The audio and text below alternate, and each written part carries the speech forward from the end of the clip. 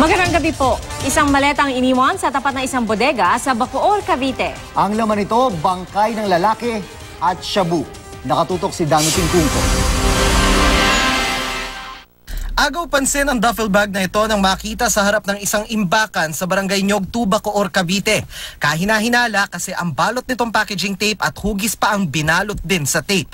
Nang buksan ng pulis ang bag, tumambad ang bangkay ng lalaking ito. May saksak sa dibdib, nakabalot sa garbage bag at ipinagpilitang isilid sa loob ng bag.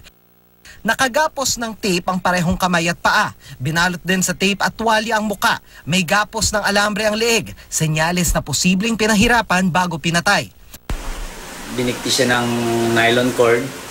Tapos meron siyang saksak sa kaliwang bahagi ng tiyan tsaka kaliwang bahagi ng dibdib.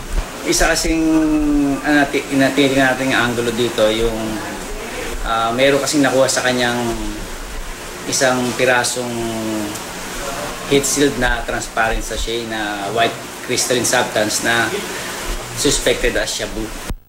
Wala pang pagkakakilanlan ng biktimang may tattoo na katagang Micaela sa dibdib. Gayon din ang isang kiss mark na tattoo sa kanyang kaliwang tiyan. Nakita rin sa bangkay ang isang sachet ng hinihinalang shabu. Pero kung may kinalaman ito sa ilegal na droga, inaalam pa ng Bacoor Police.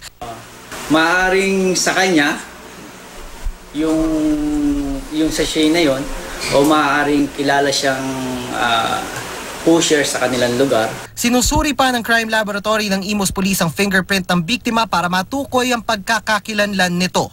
Mula rito sa Bacoor, Cavite, Dano Tingkungko, nakatutok 24 oras.